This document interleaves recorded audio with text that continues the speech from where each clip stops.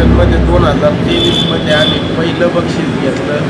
त्यानंतर आमचा गट पूर्णपणे विस्कळीत झाला आणि त्यानंतर आम्ही हताश झालो आणि नंतर काही करावं काही सुचेना. 23मध्ये आमचा गट थांबला होता, पण काही कारणास्तव ते विस्कळीत झाला आणि पुढं आम्हाला काय करावं हे सुचना.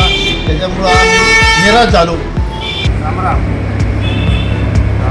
आम्हाला पुण्यामध्ये रामराम गटाला 2023मध्ये 1 लाखाचं बक्षीस मिळालं होतं. ती ट्रॉफी भेटली. आमिर खान साहेबांकडून आमचा तिथं सत्कार झाला. नंतर आमच्या गटाचा सारा विस्कळीतपणा झाला. त्यानंतर आम्ही पार डोक्याला हात लावून आम्ही गटाविषयी काय करावं काही सुचना. आता 26 लागले, आता काय करावं असं झालंय आम्हाला.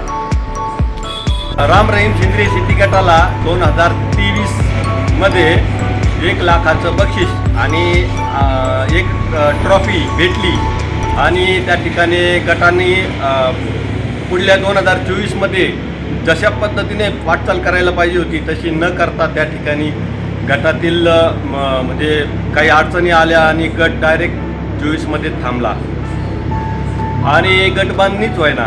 2025 उलटलं तरी गटबांधणी व्हायना. आता गट हा होईन का नाही होईल हीच मोठी चिंता पडलेली आहे. आता काय करावा, कोणाकडे जावा, कोण जाईल आता 2026च्या या ट्रेनिंग तर लागलंय आणि मग त्यासाठी आता सारे काम हे म्हणतात. मग आता कशी गटबांधणी करायची, कशी ट्रेनिंगला या ठिकाणी शेतकरी मित्र न्यायचे, हा त्या ठिकाणी आता सर्वात मोठा या राम रहीम सेंद्रिय शेती गटाला पडलेला प्रश्न. काय करू आता मी विचार करतोय.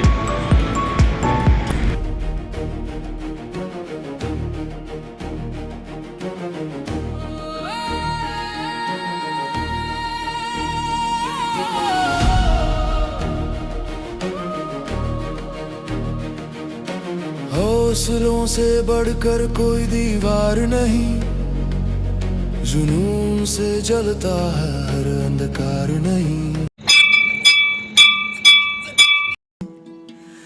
मेरी भी सुन ले अर्ज, मुझे घर बुलाता है.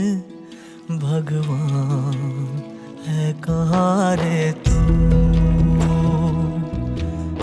जय लक्ष्मी माता, जय लक्ष्मी माता.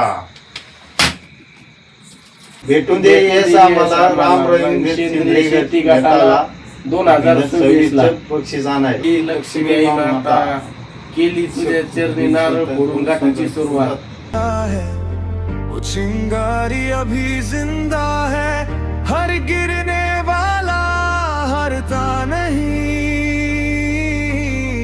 कभी कभी गिरना भी आगे बढ़ने की ही कहानी है. जिसने आज तुम्हें कमजोर समझ.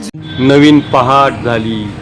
आता सूर्याचे किरण त्या ठिकाणी येऊ लागले आणि या ठिकाणी आता पाणी फाउंडेशनची पिशवी आली आणि पाणी फाउंडेशनच्या ट्रेनिंगला गेलेले 2 राम रहीम गटातील सदस्य आले.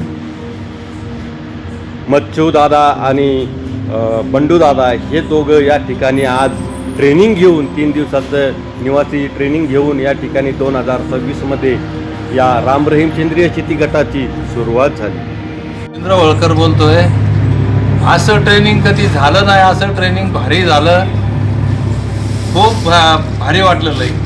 मी ट्रेनिंगला गेलो, खूप मजा आली. अशी ट्रेनिंग कधीच झाली नाही.